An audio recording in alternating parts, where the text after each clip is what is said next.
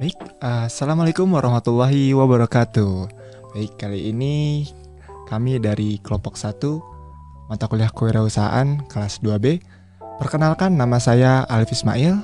Dan nama saya Adisa Sitirar Aditya. Nama saya Adrian Eka Saputra. Baik, kali ini kita akan membahas terkait tema kita, yaitu menggali ide bisnis. Di sini bersama materian kita, yaitu Kang Nimas. Boleh Kang Nimas memperkenalkan dirinya? Oke, selamat siang Kang Tete semua.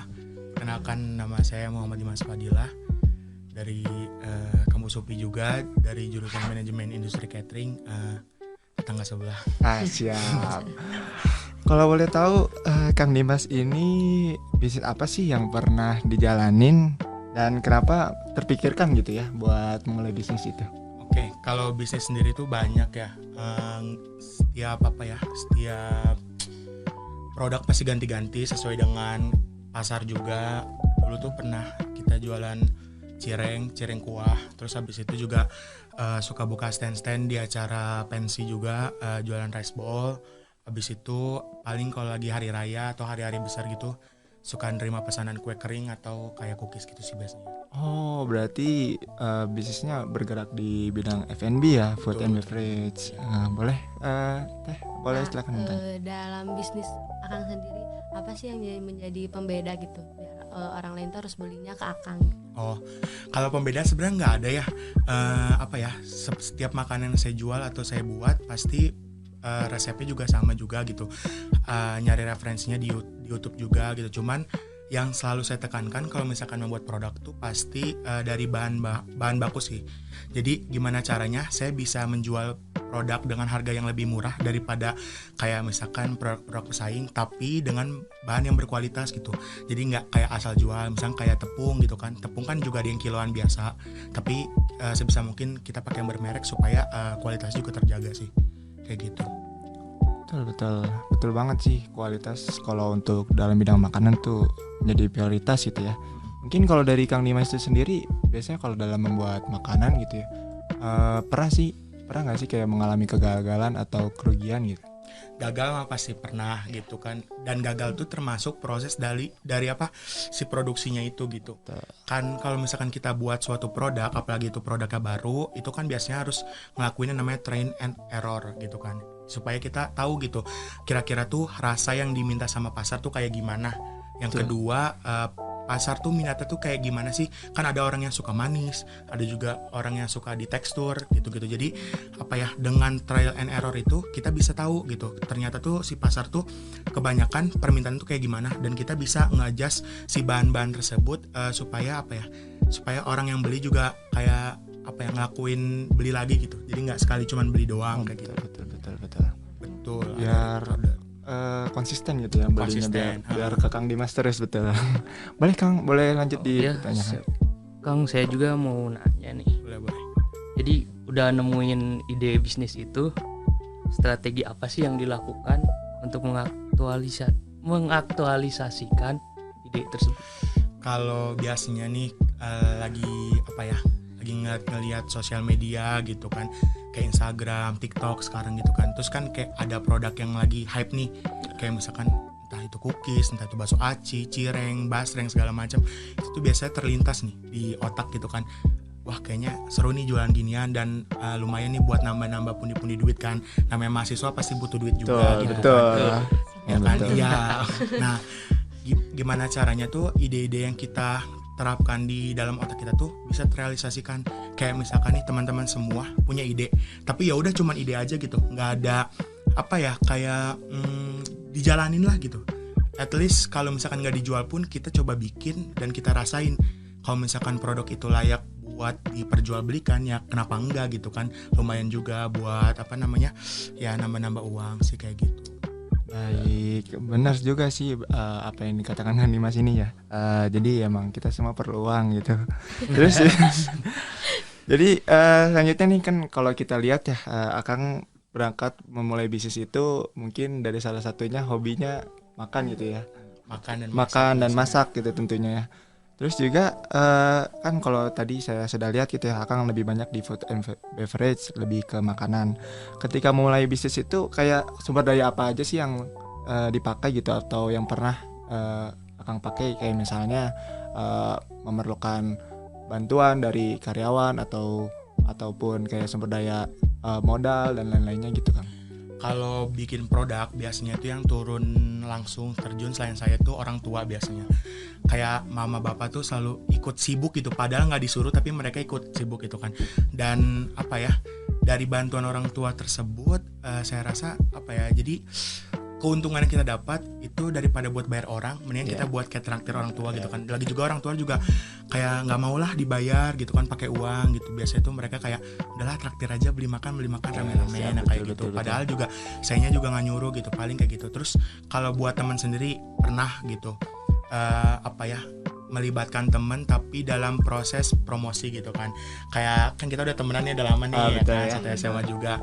Kayak pernah lah gitu kan, saya minta tolong buat jualin, terus kayak promoin ke orang-orang juga. Karena menurut saya kalau misalkan kita promoin dari mulut ke mulut itu bakalan lebih apa ya, lebih meyakinkan orang untuk beli produk kita. Karena kan orang udah tahu nih, udah ngerasain juga apa yang saya buat gitu. Jadi kayak masa sih, coba deh beli dulu, nanti kan kalau enak masih beli lagi kayak gitu. Jadi paling kok sumber daya orangnya sih itu aja sih, orang-orang sekitar aja.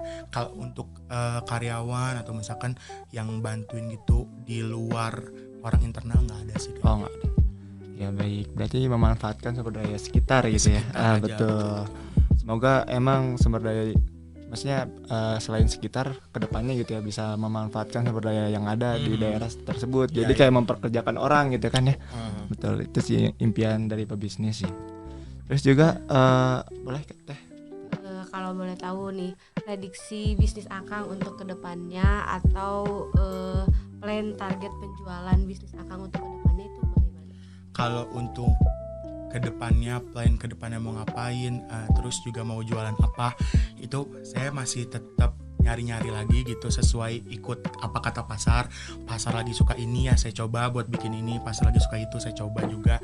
Tapi dengan bisnis yang lama udah saya jalanin, kayak misalkan kayak kue cookies itu kan lumayan lah profitnya juga, jadi bakalan dipertahanin tapi dengan apa ya, membuat kayak variasi baru, mungkin dari rasa, packaging, terus abis itu juga promosi juga gitu, supaya orang tuh yang tadinya beli jadi lebih kenal lebih jauh gitu si produknya itu. Dan kalau untuk plan selanjutnya ya pengen sih buat nambah-nambah bisnis, karena kan sebenarnya kalau kuliner itu salah satu tantangannya adalah gimana caranya kita buat ngikutin pasar.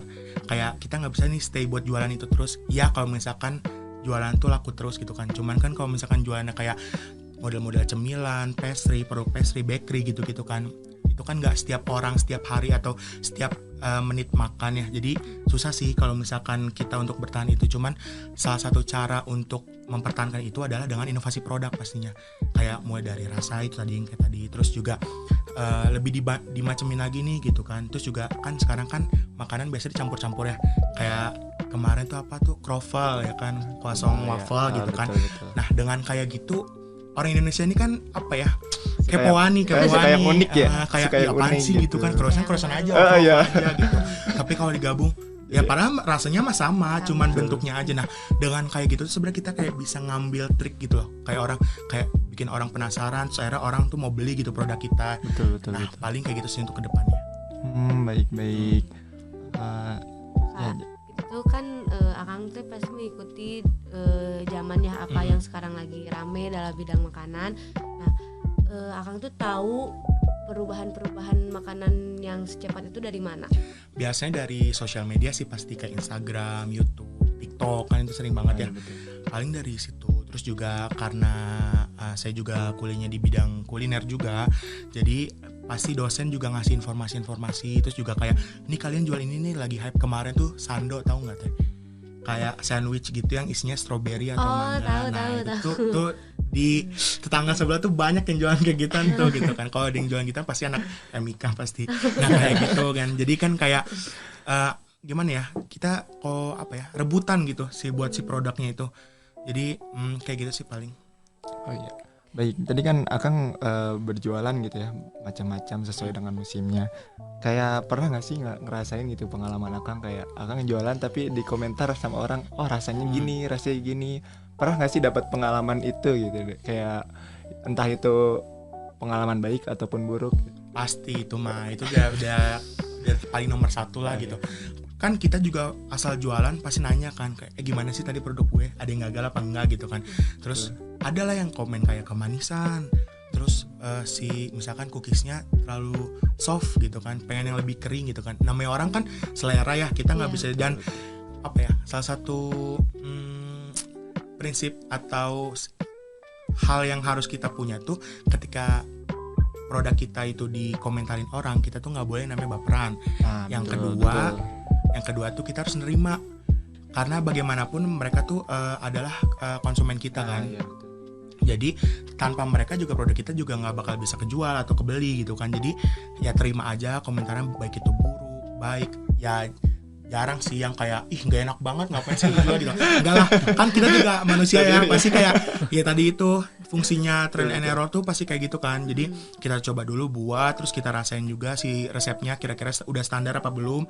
Kalau misalkan menurut orang itu kemanisan, kita bisa adjust lagi kemanisannya, atau misalkan dari segi tekstur, dari segi warna, penampilan segala macam itu bisa kita rubah sehingga ketika orang makan dan orang ngasih komentar ke produk kita gitu, itu tuh feedbacknya baik gitu.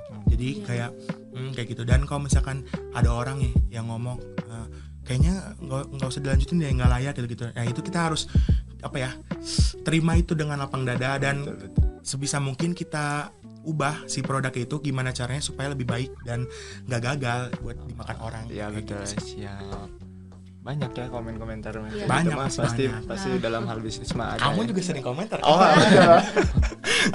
Ya boleh Kang lanjut ditanyakan. Oke, jadi Kang, gimana sih cara gali ide dan manfaatin ide itu buat dijadiin peluang bisnis gitu? Siap, biasanya tuh nyari referensi dulu dari orang lain.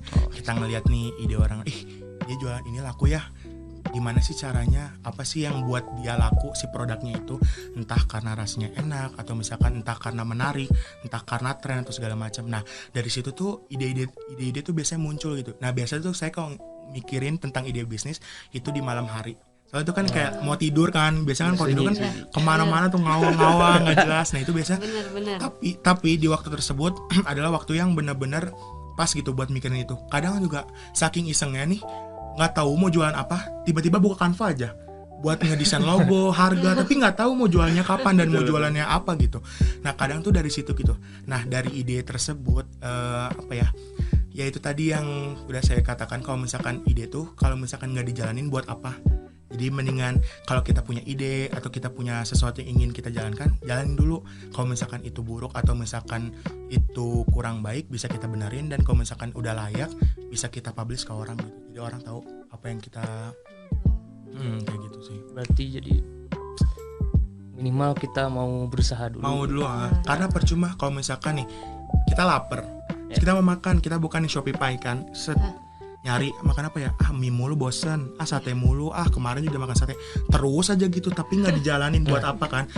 Kalau misalkan kita udah ngejalanin, kayaknya ini enak deh, coba dulu deh beli gitu kan kita nggak tahu nih rasanya enak atau enggaknya. Nah dari situ juga sama sih perumpamannya. Jadi kalau misalkan ada bisnis ada ide gitu buat bikin bisnis baru, lebih baik dicoba dulu, nggak usah dipublish lah ke orang-orang di sekitar dulu, ke orang tua, ke teman, sahabat, pacar segala macam gitu. Kalau misalkan dari mereka punya komentar baik atau feedback baik, baru kita jajain ke orang gitu kan, kita jual kayak gitu sih paling. Baik. Mau nyambung ke yang tadi yang ada komentar-komentar buruk gitu. Terus kan mental orang tuh beda-beda ya, dan mental pembisnis juga kan katanya harus kuat gitu. Nah, cara agar membangun mental itu baik gimana dengan kritikan-kritikan orang gitu, kayak gimana? Saya tuh termasuk orang yang lemah gitu, baperan lah gitu maksudnya. Nggak baper sih, cuma lebih ke perasa. Kayak saya nggak marah kalau orang bilang kayak gitu, tapi saya langsung mikir, kok iya ya, apa ya, nggak layak ya gitu. Bahkan kata orang enak, tapi saya suka takut gitu buat si produknya itu gitu kan. Padahal dengan kayak gitu tuh kayak bisa bikin si kita tuh lebih percaya diri gitu buat ngejual si produk itu. Dan tadi pertanyaannya kayak gimana, Teh? Sorry. Cara membangun mentalnya biar Membangun mental. dengan kritikan. Jadiin si kritikan itu adalah cambukan gitu buat kita. Oh, si orang bilang makanan kita tuh kayak gini gitu. Berarti next nggak usah kayak gini deh kayak gitu. Atau misalkan kayak layak nggak ya, ya kayak itu si layak enggaknya tuh kita pikirin lagi gitu. Terus kalau untuk mental ya pasti itu harus kuat gitu kan. Betul. Kalau misalkan nih kan ya benar tadi, nggak semua orang bisa gitu buat dikritikan si Iya. produknya. Paling dengan cara apa ya, nanggepinnya kayak oh ya makasih banyak ya atas masukannya gitu, next time kalau misalnya kita buat produk lagi kita benerin kayak gitu kan. Pasti ada aja yang kayak gitu. Cuman yang namanya mental seseorang tuh dibangun dari diri sendiri sih pastinya. Kayak kalau lo mau maju ya lo harus bisa gitu buat samain sama apa yang orang mau. Nah, betul. Nah kalau mental udah terkuat ya, udah mental baja ini mah. Ya, kalau orang udah ngomong-ngomong ya udah gitu, ntar juga lo beli lagi. Iya betul, pasti gitu ya. Karena mereka juga jadi konsumen kita, Iya. jadi peluang kita gitu Betul, kan betul. ya. Itu terus juga kan kalau kita lihat ya banyak pebisnis yang emang tadi musiman atau kayak kena komentar sedikit down gitu. Iya. Mungkin tadi sudah dibahas itu ya terkait mental gitu. Terus kalau saya pengen nanya nih, apa sih motivasi terbesar dari Kang Dimas itu sendiri? Kayak gue suka nih bisnis, gue suka nih masak, atau gue suka jualan, itu mungkin ada motivasi tersendiri buat dari Kang Dimas. Ada, jawabannya adalah uang. Oh iya. Guys. Kalau saya nggak butuh uang, saya ngapain gitu kan, gabut gitu. Oh iya betul. Kayak ide bisnis mah gampang ya dipikirin gitu. Semua orang juga pasti punya gitu kan, buat bikin A, B, C segala macam ada. Cuman ya itu motivasi terbesar adalah uang. Gimana caranya kita bisa dapat uang gitu kan? Mindsetnya tuh kalau di dalam diri saya adalah kan kalau kita kerja sama orang kita harus nurutin kata orang nih. Orang bilang A kita A, orang bilang B kita B gitu kan. Tapi kalau misalkan kita menjadi seorang pembisnis pasti kayak apa ya? Kayak kerjanya tuh semau kita gitu kan. Semau kita, mau kapan, waktunya kapan, fleksibel mungkin gitu bisa kita lakuin. Nah, dengan kayak gitu tuh kayak oke, saya harus bisa nih jadi orang hebat gitu, jadi orang yang punya bisnis supaya apa, kayak orang-orang yang gak dapat kerjaan di sana atau kan kayak misalkan sekarang kan paling terbesar tuh adalah di masalah pendidikannya. Kayak dimana kita tuh kadang sarjana aja tuh susah gitu ya buat betul, dapat susah. gitu kan. Nah maka itu dari situ kan kita berarti harus punya kompetensi di dalam diri kita sendiri, entah itu dengan bakat apapun itulah pokoknya. Iya betul. Nah dengan kayak gitu tuh kita harus asah sih motivasi apa ya, si bakat kita yang punya gitu, supaya kedepannya bisa dijadikan ladang uang juga gitu kan. Betul. Jadi kalau misalkan tanya motivasinya apa, pasti jawabannya adalah uang. Nah betul. Karena uang. Iya namanya. karena uang. Dari motivasi tersebut kayaknya aku ada pertanyaan nih. Boleh. Sebenarnya ada nggak sih sosok di belakang Kang Dimas gitu ya menjadi motivasi nih, balik lagi kayak sosok yang buat Kang Dimas tuh semangat gitu buat nyari uang atau mulai bisnis. Orang tua sih pasti, itu kan orang tua. Jadi kan kayak merasa malu lah udah gede terus masih minta duit ke orang tua. Gimana sih caranya buat nyari uang? Kerja juga kan belum bisa Ya. karena masih kuliah juga kan. Sebenarnya bisa aja sih kalau nyari freelance gitu kan. Cuma kan dengan bisnis ini kayak apa ya? Kita bisa dapat uang gitu tapi bisa nyambi kuliah gitu. Enggak kan kalau freelance nih, contoh kata itu kan pasti ada waktunya juga kan, dan waktunya juga dari orang kan, kita nggak bisa ngejudge waktu kita kecuali emang kerjanya ya free time gitu. Cuman ya itu tadi, kalau dibilang motivasi apa pasti orang tua jawabannya, karena supaya pertama meringanin beban orang tua, yang kedua juga melatih diri juga supaya kedepannya di dunia kerja tuh nggak kaget. Betul. Yang namanya cari uang tuh pasti susah, apapun itulah, mau konten kreator atau misalkan mau polisi, TNI, chef segala macam, pembisnis juga pasti semuanya juga susah. Dan emang semuanya ya namanya kerja nggak ada yang nggak capek gitu. Pasti capek sih kayak gitu sih. Baik, dari sosok orang tua itu kayaknya orang tua tuh emang suka masak atau pernah gimana kayak waktu Justru itu? ibu saya tuh termasuk yang netral gitu. Oh, netral. Kayak kan mungkin anak-anak nih orang suka masak pasti kan ibunya kayak jualan kue atau misalnya iya, jualan iya, apa. betul. Tapi ibu saya enggak kayak gitu. Yang buat saya suka hobi masak dan hobi makan itu pasti ya itu karena saya suka makan. Iya betul. Kan daripada jadi mindsetnya gini nih, kalau misalkan mau jajan, mau beli sandwich lah gitu kan, sandwich mahal banget 50.000 di luar, bikin lah paling beli tomat sama timun doang sama daging gitu kan. Terus kita bikin sendiri. Nah dari situ mulai kayak kayaknya enak nih, daripada gua makan sendiri mending coba dijual deh kayak gitu kan lumayan juga nambah duit. Nah kayak gitu sih Pak. Awal coba-coba jadi Ya, peluang terus betul. juga dulu dari kecil tuh suka nonton kayak acara MasterChef. Oh iya betul. Terus dulu tuh kalau pagi-pagi tuh Minggu mama tuh suka nonton ini loh, apa apa sih yang di MNC TV tuh yang bumbu-bumbu atau enggak yang Oh yang ladaku, itu ya. ladaku. Yang ada yang itu kan. keset makanan. Iya, orang lagi nonton kartun digantikan. Ya udah mau ngomong malah jadi sekarang ketulak kan jadinya Iya, malah jadi betul, masuk betul. ke sini. Iya. Gitu sih. Ini buat teman-teman sekalian ya yang nonton podcast ini bisa jadi motivasi gitu ya. Ternyata dari hal-hal kecil kayak dari tontonan, terus juga dari hal-hal hobi makan itu bisa jadi peluang bisnis buat teman-teman gitu. Boleh Teh? Lanjut. Siap. Kalau saya sih mau nanya kalau apa yang harus kita lakukan kalau ide kita gagal gitu. Pasti jawabannya adalah coba lagi. Entah itu mau cari ide baru ataupun kita mau memperbaiki ide kita itu gitu. Ini mah bukan kuliner doang ya. Iya, betul. Semua pasti kayak misalkan sekarang tuh lagi zaman apa sih thrifting ya. Thrifting. Nah, Betul, itu kan juga thrifting. kayak misalkan kita mau usaha thrifting tiba-tiba gagal atau misalkan nggak laku. Kenapa sih si thrifting kita tuh nggak laku? Apakah bajunya jelek, produknya nggak menarik, Betul. atau cara promosinya? Nah kayak gitu. Jadi si promosi ini salah satu alat juga gimana cara kita memperkenalkan produk yang kita punya ke orang lain gitu. Dengan dikemas sekreatif mungkin, misalnya dengan video kah, foto kah, bikin sel-sel kah, atau segala macam itu bisa kita lakukan supaya apa ya, sebenarnya produk kita tuh nggak gagal, sebenarnya produk kita tuh nggak jelek, Nah, cuman kitanya aja Balik lagi. cara menyampaikannya tuh kurang. Nah, Kayak betul, gitu sih. kurang, Jadi ya. bisa dilihat di segi promosi juga kayak gitu sih kalau menurut saya. Nah kalau cara promosi Akang dalam bisnis Akang itu kayak gimana? Pertama ya itu tadi ke orang-orang dekat nawarin, kalau misalkan udah masuk nih pasarnya nih, cobalah jual ke sosial media. Terus sosial media juga udah masuk nih, gimana caranya buat orang tuh banyak beli, bikin promosi gitu kan, kayak buat promosi buy to get one, atau misalkan beli 8 gratis satu, misalkan beli 8 hanya sekian harganya, lebih murah gitu kan. Dengan kayak gitu kan orang mau beli ya, dan apalagi kalau misalkan orang udah tahu nih rasanya gimana, produk kita gimana, pasti ya bakal beli lagi. Cuman yang bikin orang nggak mau beli tuh kadang kalau misalkan harganya pricey kan pasti mikir 2 kali ya, kayak, aduh gue beli ini apa, ntar aja ya, ntar deh kayaknya. Nah kayak gitu sih paling. Nah iya betul. Balik lagi kayak tadi ke apa ya, apa yang jadi promosi gitu. Mungkin Kang Dimas kan sekarang mungkin lagi jalanin bisnis atau kayak terpikirkan atau bisnis. Mungkin bisa teman-teman yang nonton di sini bisa dipromosikan, mungkin kayak Ya. Akang tuh jualan apa gitu, kayak biar teman-teman tuh tahu kayak Kang Dimas tuh Betul. dari tadi ternyata Akang jualan ini. Jadi mungkin bisa kalau misalnya ada acara di FPB ataupun di acara-acara jurusan gitu, bisa pesannya ke Akang gitu. Aduh gimana ya ngomongnya. Sumpah kalau sekarang tuh bisnis emang lagi berhenti banget karena emang lagi kuliah juga kan, dan itu lagi bener-bener lagi hektik banget. Terus ditambah juga saya punya kerjaan lain di luar masalah bisnis ini gitu kan. Dan apa ya, mungkin bisnis yang terdekat yang yang sering saya jual tuh cookies sih. Oke.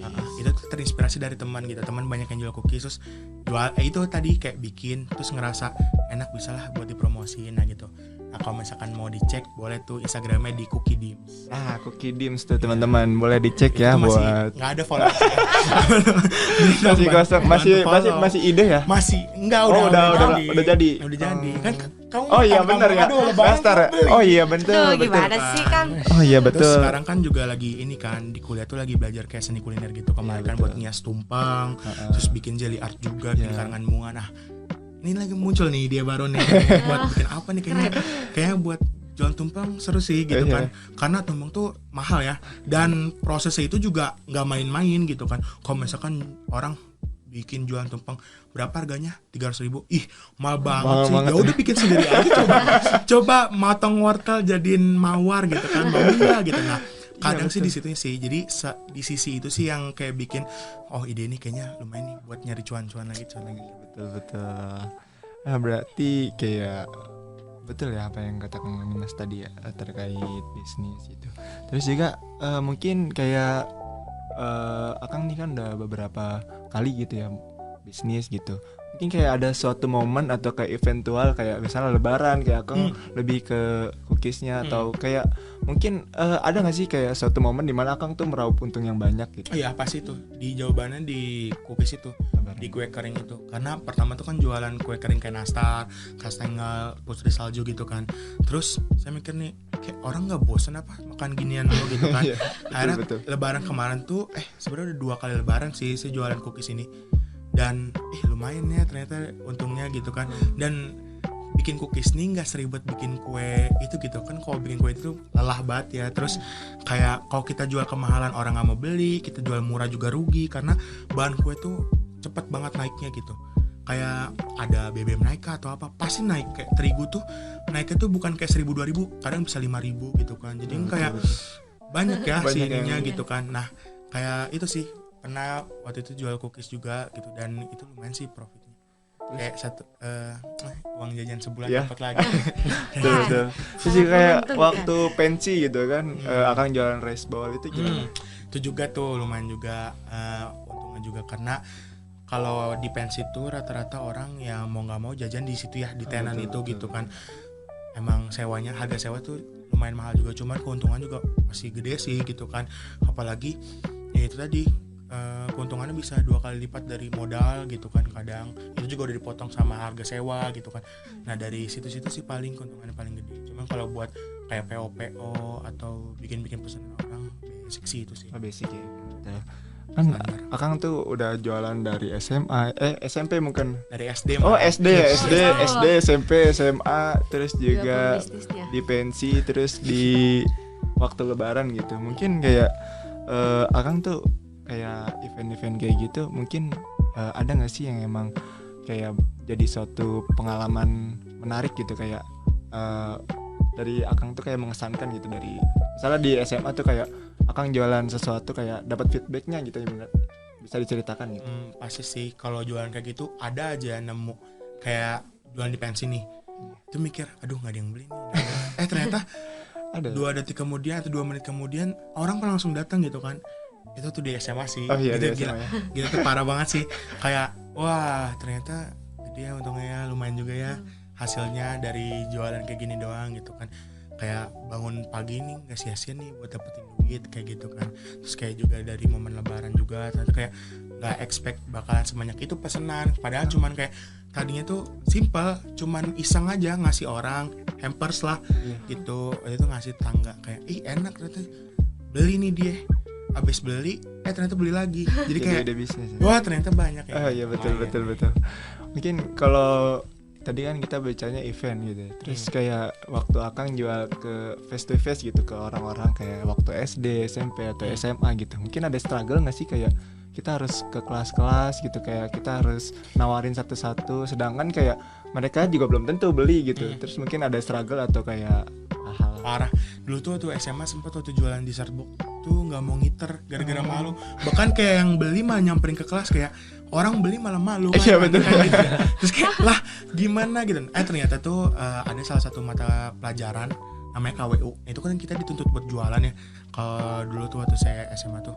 Nah, dari situ jadi belajar sih gimana caranya ngadepin orang.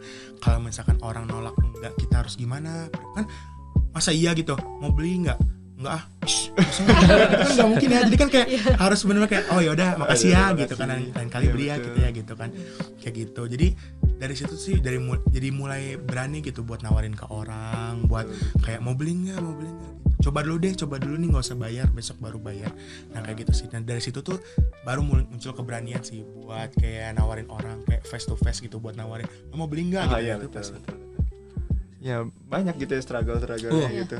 Terus juga kalau dulu sempet cerita gitu ya makanan yang diambil atau Oh. ada yang beli tapi nggak bayar itu gimana kalau pandangan dari Kang Dimas sendiri? Itu sih prinsipnya kasih aja ya.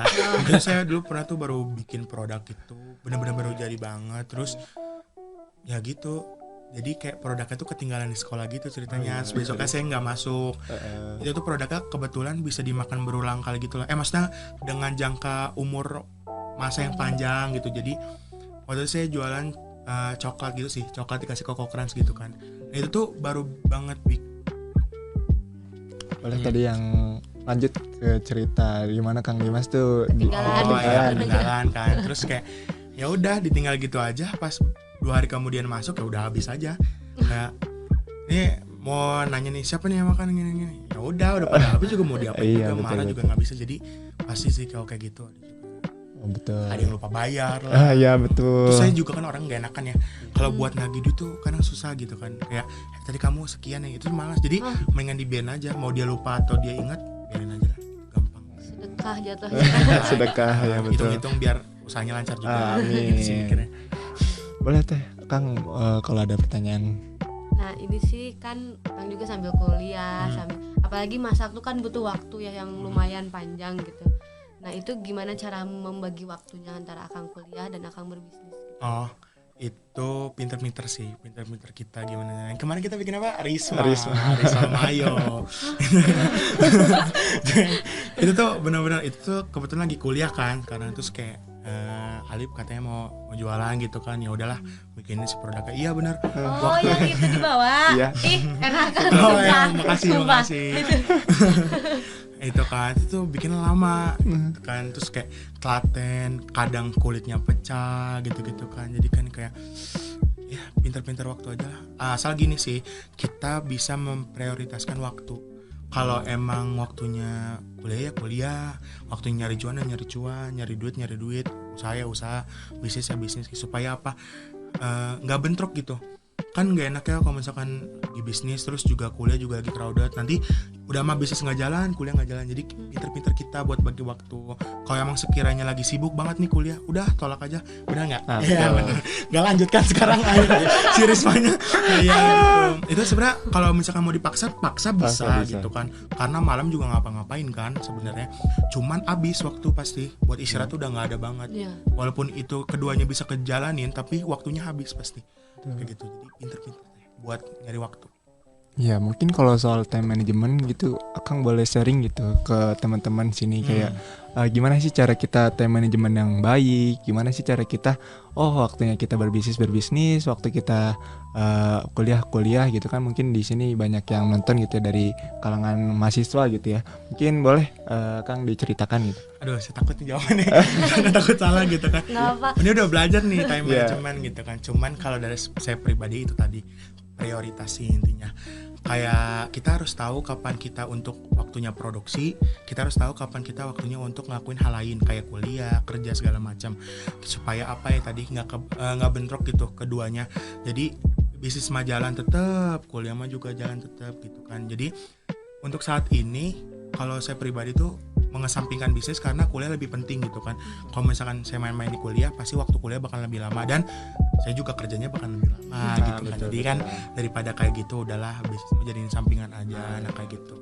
Itu menurut saya salah satu time management yang harus bisa kita punya gitu. Terus juga kalau misalkan kita lagi ngelakuin sesuatu, lakuin sampai tuntas, jangan sampai setengah-setengah. Misalkan lagi kuliah gitu terus lagi nugas terus ntar dulu deh bikin produk dulu gitu kan, produknya mah kelar, kuliahnya mah enggak gitu kan.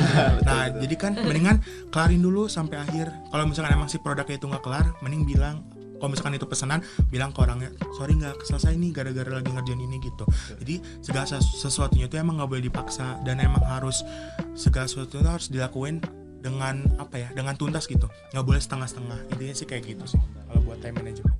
Kalau untuk time management ya beberapa emang ilmu yang kasih Kang Dimas mungkin bisa bermanfaat buat kita gitu ya. Kayak ada di posisi dimana kita bingung gitu kayak sekarang kita harus milih kuliah atau bisnis. Itu mungkin pilihan yang berat gitu ya. Kalau milih keduanya juga mungkin harus ada yang dikorbankan. Nah tadi Kang Dimas itu sendiri menyarankan gitu untuk kayak prioritaskan apa yang lebih penting terlebih dahulu. Misalnya kalau kalian lebih prioritas ke kuliah, mangga gitu ke kuliah dulu. Mungkin kalau kalian lebih passion di bisnis, ya tapi tetap jangan ditinggalkan gitu ya buat kuliah, apalagi nugas gitu, betul.